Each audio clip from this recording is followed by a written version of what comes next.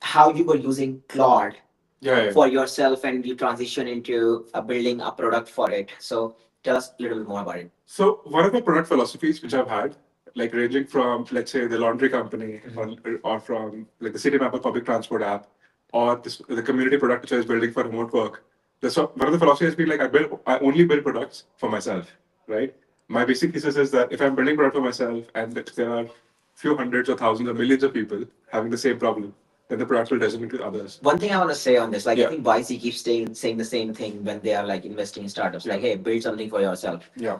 I mean, and I mean, on the other side, they're like, hey, build something for yourself because that's going to scale Yeah. into a venture backed company too, because Yeah. YC invest.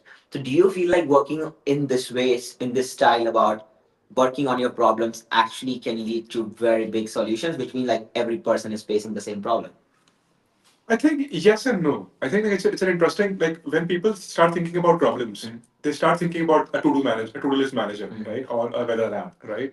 That's not all the problems everybody's facing. See, everybody's working somewhere, doing something in their life, and across those things, you have problems, right. So, for example, like if I was a founder of a previous company, right? So I was not just like a person having to use to-do list apps or everything. I had accounting problems, I had HR problems, I had leadership problems, I had so everywhere you turn around, there is a problem that is waiting to be solved. Right? It's just like the eye you're looking at it from.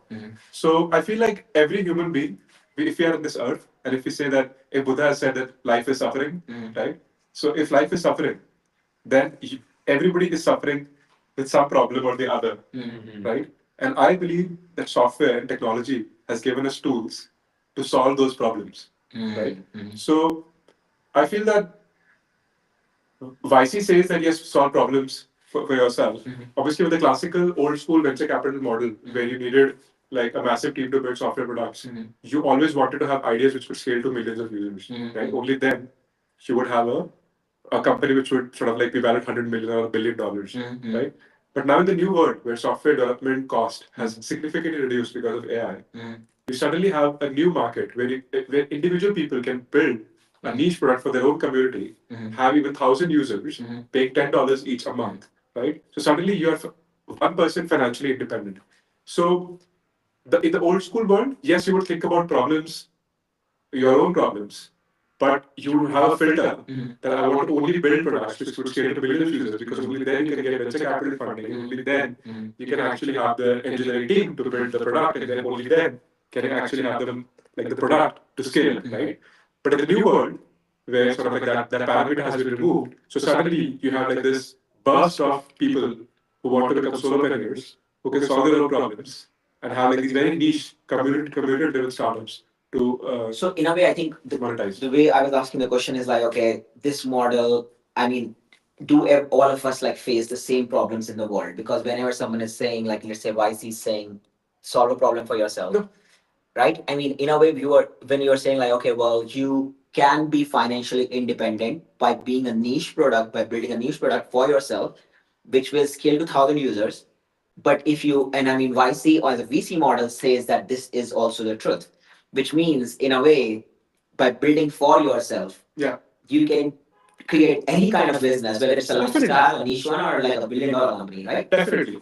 Like I feel like it's just a matter of like what your dreams and ambitions are. Like some people want to build $1 billion companies, some people are happy with $100 million companies, some people are happy with just like $100,000 Let me ask you companies. this now. Everyone's saying there's gonna be a first $1 billion company Yeah. possible by a solopreneur. Yeah. Do you believe in that? I do believe in that. I think within 1 year we'll read an article somewhere Yeah. that somebody has actually done it, and I think it's almost like like races. Like I'm big into running, right? Like when people break a record, right? Suddenly you have 10 other people breaking the same record, right? Like building a decathon, like 30 years ago was almost unheard of. Now, like most unicorns, like it's once a human being has done it, then everybody thinks it's doable, and the bar basically becomes that. So I feel like yes, it's right now it has not been done, but with the technology which we have now, and I think like I've been experimenting in the last 4 months with Cursor. I think the thing is like when I think of it as a founder, like when I was running a team, like both as a, in a job as a product manager and also as a founder, we're running a team like everybody's doing a specific task. Now the new way to think about these things is that like every function, sales, marketing, HR, finance, you can either build an agent of yourself using Cursor for doing that task, or you can like get an agent from which has been built by another company to do that task. So I think like if a founder really sits down and thinks through what are the different tasks that a company needs to do and starts using agents built by themselves or by other companies, like you can really automate most of the stuff that is being done out there. Like for example, for me, like I'm basically like I have a tool. So for example, for content marketing, I built a tool for Instagram Reels. I for sort of like sales, I built a system which is sending messages out to like so the relevant people. So Rahul, here's what we want to do Yeah. in the rest of the conversation. Yeah. A big part of our audience actually want to understand Yeah. how to be that among the first, let's say, 100 people Yeah. who will build these billion-dollar company. They're ready to work hard, they are resilient, and Yeah. they're curious. And I feel like you have definitely cracked a lot of those. Yeah. So how about we start deep diving into it? Like, okay, someone starts with zero background, not a software developer, but a lot of resilience, hardworking person, and curious person. Now tell us how they're gonna get started. I think like the one philosophy which I feel like people applying sort of trying Cursor out is the beginner mindset. I think if you start with a blank slate, I think that's the best. I think it's very hard to like. I feel that like this is going to be a very controversial statement, but I feel software engineers are struggling the most with using Cursor. I think people who have no background in software have a higher chance of cracking Cursor than software engineers because software engineers come with a lot of baggage of how things are supposed to be done. So they're not using AI in a native in the way it's supposed to be used. Whereas a person who has no background will approach like a software development environment like Cursor with a very beginner mindset, right?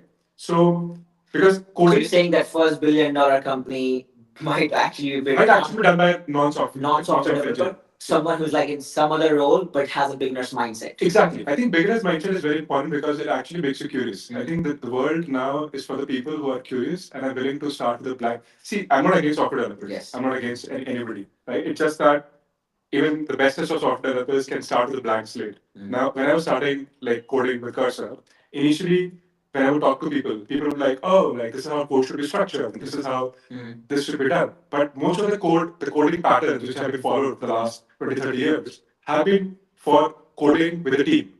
Right? Like you have the PR requests, somebody to review, like you have like code structured in such a way that multiple people can work on the code. But with AI, those constraints are no longer true. So you need to figure out an AI native way to code, right? So, but if you have a lot of like patterns from the past where things are supposed to be done in a particular way and that's how your mind thinks, you're suddenly enforcing those rules onto new paradigms of work, right? So it's almost like in the like so how I think about Cursor and sort of like this new world of software is like in the old world, like before YouTube, let's say, right? Before YouTube, if you had to start a, like, if you had to make a movie, right? You had to go out and raise capital. You had to have a bunch of team. You had a cameraman, producers, directors, actors, everybody to create a. Now suddenly YouTube came along. Everybody with an iPhone camera could make a video. Yeah. Right. And suddenly you could have like people like with a camera who are creative enough to rethink how a movie has to be made, were able to use that platform to create very engaging videos, right? So there were old paradigms of how things are supposed to be done in the filmmaking business, but with people who are willing to use the medium in a new way, with the beginner's mindset, were able to crack the code of YouTube. Yeah, and there are like all these sometimes like 10-year-old kids who have like Exactly. influencers with like 5 million or like millions of followers. Right? Exactly. They just like started because I mean they didn't have, and I mean a lot of people are like who are like let's say in their 30s or 40s, Yeah, they're yeah. like I want to be a content creator but not able to create content, which I think is very much about like a beginner's mindset Exactly. that we're talking about. Yeah.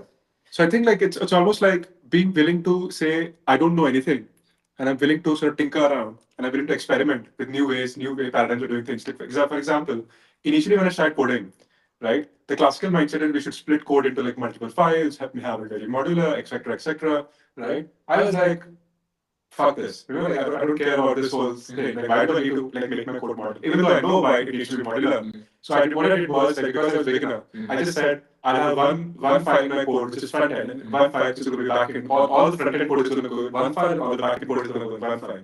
And the product worked. So this is like 6 months ago when sort of like Cursor and Claude were not that good. And at that time, it worked. And if I would show it an engineer, they'd be like laughing their face off looking at the code. But the thing is like when the front end and back end used to be in one code file each, I actually, as a person who had no background in engineering, could actually understand what the hell was happening in my code. But suddenly, if you have like 20 files in which your front end is split and 20 files in which your back end is split, like a person who's just starting out will have no damn idea what the hell is happening in their code, right? Like you can't figure out like how the code is flowing, how the numbers are flowing. But if you have one front end, one back end, suddenly, and for me, that was a great learning ground to understand how things were flowing around the code and what was actually making it work. So So let me ask a question to Adi now, right now. Like he's an engineer, worked in the engineering for 7 years. You hear Raul's opinions about like, okay, how I mean, every it's not about software engineering. I feel like every career has like its own set of rules that get defined over a period of time. Because that just like what people call as, I don't know, is it tacit knowledge that gets passed across generation or like software developer. So there is a lot of knowledge even in the career software developer. So what do you feel like, okay, as he's describing, or like he's saying like, oh, one front end, one back end. You're like, holy shit, I don't even It's crazy. yeah, you're like, this guy, I don't know, he doesn't know software engineering. That might be your thought initial reaction. Like what, but like what are you perceiving from his perspective? Yeah, so I think in the cycle, writing code is actually like the easiest part. It's debugging and maintaining it. So my questions would be like, you've built your MVP. Now how do you maintain it and how do you scale it? yeah. Can you still keep using Cursor to build out your product? Or at some point, does Cursor and Claude just give up and fail? I think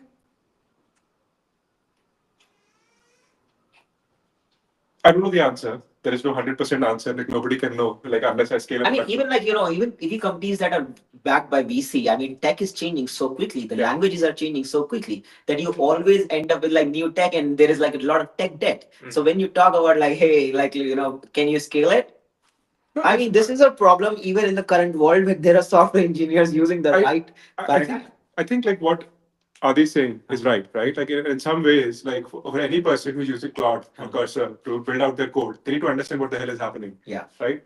Like in any complete software project, you'll have APIs, you'll have backend, you'll have front end, you'll have the database, you'll have sort of like stuff moving around, like numbers going up and down the chain. Now, for a person who has no background in engineering, for a person who has no background in coding, you need to understand that, right? So that's why when I say like the classical knowledge will say you should have all the code split into multiple files. But when a new person is starting, the best way is to put all your front end in one place, all your back end in one place, and actually try to understand how is the code flowing. So I'm very much anti the people who say, oh, no, you don't need to read the code. Actually, you do need to read the code. And only then can you actually become a person who can use Claude and Cursor properly, right? But for that, there are steps. You can't just you can't just give an instruction to Claude and be like, hey, Claude, build me this. And yes, it will throw out a bunch of code. But if you don't understand it, you'll end up with the exact same problem what Adi is saying, that you can't scale. You can't work with the code. You can't debug the problems because you don't know what actually Claude has done. So if you have to start, I would say start with one front-end file, one back-end file, and crush the code into, like ask Claude to basically crush the code into it, and then actually spend time understanding what has come out of it. So maybe like one way when I'm like just listening to you here about like how you approach it, you are a person who's like who was a founder. So you're starting from -1 and you're going all the way into building a very solid product by yourself. While a software engineer might be at a point zero or point one in the journey, like above zero, who's starting from there. So they might have a way of like, okay, this is how the software should be coded. You're starting from -1, and then you're like gonna go to zero, and you're like your approach might be like, hey, actually just first start with getting something out, which is very much of a PM approach. Yeah. Like get something out as -1. Who cares whether it starts from zero? I don't care, right? When I'm testing out the MVP, it should be like -1 to zero first, right? So you're saying start with -1 to zero, build something, then go into that journey or scale and debugging and all. Those are all future things. So the cost of building has come down, or the cost of demand testing has come down so much that you can test it out very quickly that whether this is the thing or not. Then you think about scale. Like half of the startups do not even reach any scale. So you end up wasting a lot of engineering expensive resources, and those products never see the light of the day. So maybe like there's some kind of like value in you approaching it that way. Yeah. And in the end, it's about creating value, See, right? even in my previous like roles as product or founder, right, you have a bunch of people with diverse skill sets. See, Adi chose to be an engineer because he thinks in a certain way. He thinks systems. He thinks fault tolerance, right? I think in a very different way. I think like how is the product looking? How is what is the user getting? Right? So all of us have chosen different professions based upon how our mind actually thinks about the world, right? So I feel there is value in every different opinion Yeah. out there. Like it's I can't say are these wrong, but I'm right, or I'm wrong, he's right. I think you just need to know at what stage you want which as a good PM, like or a good founder knows at different stages of the company or a different stage of the product, you need to apply different mindsets to the whole thing. I mean, it does come down to everything comes down to good judgment, you know. Yeah. Like I mean, and knowing that this might be a better judgment at this stage, Exactly. and maybe like down the line, once you're scaling, you're like, okay, well, we gotta make it modular. We gotta figure out, and then you're like, maybe I need like, do you feel? I mean, we're talking about Yeah, you do need to make the code modular at some point or the other, Yeah. right? Like you can't survive otherwise. See, the code will throw errors. Yeah. So if you're working with Claude, like yes, you'll get an MVP very fast. Within 1 or 2 hours, you can knock out an MVP, which would have taken let's say a month before with 2 engineers. Yes, you can do that. But then to actually make it production ready, there's going to be a lot of errors, and you need to work through all of them, right? To work through all of them, you will end up having to spend time to read the code, modularize the code, refactor it. So, but you can't. But the problem, like for example, a lot of my friends have tried doing Claude, and obviously a lot of YouTube videos, people doing coding. The thing is, that's become very easy, but that's not going to get you users. That's not going to get you sort of like the product to be shipping ready. For example, I'll give you an example. So I had basically built a booking reservation system for a hotel which I'm staying in, right? And I vibe coded it. I vibe coded the product in like almost 2 days, and the product was ready. I was very happy. I was like, yeah, I've done something. Yeah. Then I gave the product to the user, and then she could see all the different, all like rooms and bookings of all the users in the platform. Right? All the users meaning there are 3 other hotels like testing the product out. She could see from her app like all the other hotels bookings in the product. So Claude had made a mistake, right, of not having an authentication token being going to the backend. It was just pulling all the data from the database, right? And I asked the Claude, like, dude, what the hell have you done? This is just wrong. He's like, oh, like, I'm an AI, not a human being, and sort of and I got really angry. I started putting like, what the hell, like literally swearing at Claude, and just said, oh, these kind of mistakes also happen in real-time environments if you're moving shipping fast enough. I was like, okay, like so you It's see, kind of true. It's If you kind of- work with like let's say a tier two developer, or you know, if they are developing Exactly. something enough, So, You will create so you excuses. can end up making like very stupid, blunderous mistakes in your code. Like imagine like you're building a product where all the users can see all the other users' information. Yeah. That's not like GDPR. Yeah. Like it's against everything. Yeah. So yes, you can get an MVP out. Claude can throw out an MVP. It will look nice. It will work. But then there can be very significant errors in the system. I think yesterday I was reading with Vercel, somebody could attack into the like middleware, like any Next.js app on Vercel, like it could be attacked through sort of like any hacker could attack very easily, Yeah. like the server for anything hosted in Vercel. And there was a whole debacle between the Cloudflare founder and the Vercel founder on Twitter. Yeah. Um, And the Replit founder, I think. and the was, Replit saying, founder. like, So I think like it's this vibe coding. It's great. It's enabling a lot of things, but you would obviously you don't need to become the classical software engineer or the olden world. Like it's almost like when you move from punch cards to computer, it's the same movement where you're moving from code to sort of like prompting, right? So it's almost like we will need to find some patterns out of the old way of working, but a lot of new patterns of work will also be invented in parallel with how we sort of like think about code. Got it. So I think now, like let's say we got a good idea that it's very much possible to create very quickly very high quality code. Yeah. So help me understand. Let's go from -1. Yeah. Okay. Let's push to talk about an idea. Yeah. And let's get someone who's like a founder who has no coding background, like how to ask the right question, because I think the art is about asking the right question. So let's go deep into it. You want to like give us a background? How do you approach like from -1?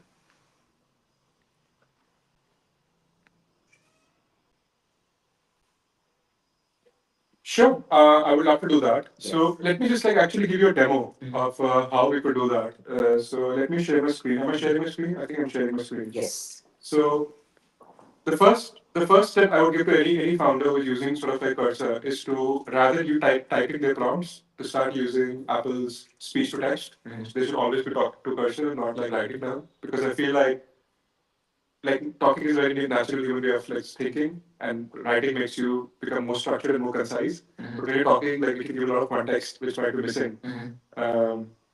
To prompts work best when you give them a lot of context. Yes. Right? So my basic philosophy has been always be talk to cursor, Mhm. never be writing to cursor, right? So let's start with like Let's start with writing. how do right? you write a So first prompt? basically, like let's say we're building this product Mhm. for. I'll give you um, so I have been using Claude for a while now. For basically, like I've had severe acne problems Mhm. for a long while, Mhm. right? So I said, like, obviously I'm not trying to replace Claude by my dermatologist, Mhm. right? Like obviously I believe like doctors should be there, Mhm. but persistent acne has been there. So I thought like, how about I will give Claude my selfies every day Mhm. and let Claude basically define my skincare regimen, Mhm. tell me how my skin is improving, what's happening, and it has been a miraculous journey for me. And I feel like a lot of people actually use Claude for that, but what they don't do is using voice to kind of like voice to text, because I feel, I mean, people do it for a little bit and then they're like, it's not showing me results, or like it's taking a lot of time. Yeah. Maybe the first thing you shared is like how to actually talk to your Claude Yeah. with using the MacBook. So how to enable that feature? How do people can access it? So I think like that. Okay. So quickly going into, so you can open up your system settings Yes. and your accessibility. Mhm. You can basically, you have a thing called voice control, Uh-huh. and if you just switch on your voice control, you have like this a voice control thing at the top Mhm. or in your top bar, and then you just say start listening. Mhm. And once you say start listening, if you are into any input boxes, Mhm. it will start recording. So for example, Claude, are you hearing me? I don't know why it's not working. It doesn't seem to work. Maybe because your mic is being used. Oh, it's working. Yeah. So yeah, like so for example, right now my voice control is listening. Uh-huh. So in any text box, right, it will start typing whatever I'm saying, right? Mhm. So it's a very different way of working with a MacBook, where you are typically used to clicking on buttons. Mhm. Suddenly, in the world of prompting, in the world of sort of like giving context to computer, you can start talking. So just like talk like a human being. So as I'm talking, you can see all the transcript appearing Mhm. in front of my screen. Mhm. And I think that's a very good way of working with AI. So you use the desktop app of Claude, or you use the kind of like there's the web one, or does So it? for Claude, I think like I use the web version, Uh-huh. but for Cursor, I use for the AI editing, I use The IDE. the actual IDE. And why? I mean, in this conversation, we have been talking a lot about kind of like Claude and not ChatGPT. What difference did you find? I don't know actually. You know, like the thing with OpenAI is I've never been satisfied with their answers. Uh-huh. Like it almost seems I've just like I think it's more of a taste thing. Uh-huh. I always have liked Claude's answers better than Mhm. ChatGPT. Mhm. And also with coding, I think one of the things which I realized was that, for example, on Cursor, I'm not able to give images to OpenAI, right? Like for example, if I want to give screenshots Mhm. of bugs happening or errors happening, or I want to give screen recordings, Mhm. I'm not able to do that to OpenAI. Mhm. But for Claude, I can give images, and it actually analyzes the images very well. Mhm. So Claude has been my natural choice for Mhm. all the different AI activities I'm working with. Got it. So here I see now this whole transcript coming together, just like based on our conversation on the screen. Yeah. So how? So I mean, also all these different tools by itself, like ChatGPT also supports like audio. Yeah. But how? What is the difference you found by using the MacBook One versus everything else? I think it totally depends. I think when I'm using Claude on mobile, I'm using the Claude sort of like my microphone functionality. I think that's good enough. When I'm using my MacBook, I use the Mac system Got it. because on Cursor, like they don't have a mic button yet. But if I guess they put a mic button to transcribe my text, I'll use that. So I think it's just a hack which I've sort of like hacked together Got to it. use Now, products. now let's go into the chat that we were talking about. Yeah. So I've been using. So for example, like if you look at this thing, so I've had like so with my skin, I've been basically giving it skincare products and giving it selfies and trying to figure out like what problems, how can they be solved. So I've used this as almost like a skin journal for me, and almost like a getting skincare recommendations. So I guess a lot of people do that on Reddit. A lot of people do that on sort of like Instagram. So I basically said, okay, let's use AI for that. And the beauty of AI is like it actually knows about all the different products that are there in different skincare markets, like which particular like skincare ingredient can be found in which particular product and what to avoid, what not to avoid. So it can do a lot of analysis in the back, right? So I said like how Now, most people are not going to use Claude for skincare. Like you need to build a very dedicated product which has like the right workflows, the right sort of like UX, right sort of like the right answers, verified through certain sources. So you need to build that. So I think for that you need to build a separate software product. That's my thinking. Yeah. So before we go into this, I would love to understand a little bit. See, human beings are very much driven by outcomes. Yeah. Right. When we talk about going to a dermatologist, like, hey, Yeah. we are like, hey, okay, we go to a doctor and we doctor says like, oh, this is gonna this you do this and it's gonna be fixed in like a month or two. Yeah.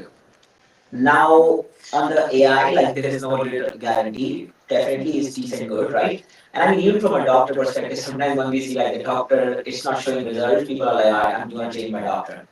Based on just experience that you have with using Claude, do you feel you were able to get to a sufficient outcome where you felt that it was able to deliver me a value that I didn't have? And its answer, if answer is no, I mean, it's still tells a lot about. See, it's controversial, right? Like I personally, like, I am one of those guys who's a Google doctor, right? Like I use Google as a doctor, right? Obviously, people say not to do that. I should go to a real doctor. But the thing is, like, we live in a world where information is easily available. If I have a problem, I am going to Google it. I am going to use AI to figure out like what the solution is. And yes, I would like to go to a doctor also, but in many cases, when you go to a doctor, you can't like just like talk and talk to the doctor, right? Like you give it a 20 minute slot, the doctor gives you a prescription, and then you're back home.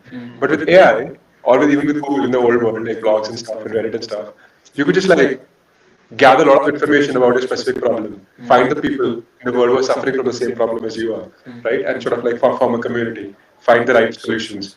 Now, I feel that for AI, for me, for skincare especially, like I've been able to like talk about each and every individual ingredient in skincare products to figure out what is working and what is not working for me with AI.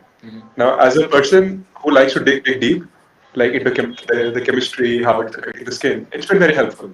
So I feel like it has helped me a lot. But I guess different people have different behaviors. Do you And feel like, I mean, I think different, even if there are different people with different behavior, I realize like, when people go to a doctor, Yeah. they are very curious about like, tell me why this is Yeah, yeah. happening. And doctor does give an answer and be like, okay, well, maybe some people are like, oh, I just want the solution and I want this problem to go away. But a lot of people are like, I'm curious about like, okay, well, what is really going on? Yeah. And you are saying the value prop here is like maybe let's say a dermatologist might know a little bit about different products, but not be able to scale it to like hundreds of skincare products and say like, oh, this ingredient might be an issue. Or like even in your own journey, like not able to get to like, okay, this might be actually kind of giving a negative reaction. You are saying like Claude is able to do that, which actually means not to like say anything about the quality of dermatologists, but I'm saying in the output processing or like able to generate new value for you, it might actually be able to do a better job than a doctor. maybe. I think it's the classical debate which has been happening about AI. Like, will AI replace coders? Will AI replace doctors? Will AI replace? Maybe, maybe not. We don't know. I think it's going to depend upon how accurate these things can become, how sort of like good at coding it can become, how good at like actually making a prescription. But it will take time. You know, like the accuracy will take time. Humans are not going to trust computers that very fast. But like, if you think about this, like 30 years ago, like like people would never believe that there'll be accounting softwares, right? Like people were using calculators, people were using accounting sort of like doing it on spreadsheets, and that was the way things were done. But suddenly, you have computers now where people trust like huge sums of money. Like our whole financial cash is a number in a bank account in a database somewhere, and we trust that. Yeah. So I think over time, like as the trust builds on systems, we are going to start trusting AI with a lot of critical information and to get our results. Like this is very early days, right? Like the first 2 years, it's like 1997 of internet right Yeah, now. I think one thing I'm realizing, like, just the conversation we are doing, like, even if, like, let's say the jobs are going to be transformed in whichever way it's going to go, when we talk about, like, one person running, like, let's say a multi-billion dollar, billion dollar company, we are actually helping people to be on that journey. Yeah. To be that person who actually still has a job. Yeah, yeah. Because if everyone else will get a job, a founder will still keep a job, right? Yeah. Yeah, I think like see, very hard to say because I don't really like personally me, like I don't get into the debate of what's going to happen to the future because it's very hard to predict the future, right? We don't know how the world is going to shape, what kind of new problems are going to come up. See, the thing is like there are always going to be problems that need to be solved. Like we have not reached a point in the world where all the problems have been solved. So if there are problems, there will be people who are needed to solve the problems. Suddenly, I don't expect a world where AGI has come up and all the problems in the world have been solved. So till the time the world exists, there will be problems. Till the time problems exist, we need humans to solve them.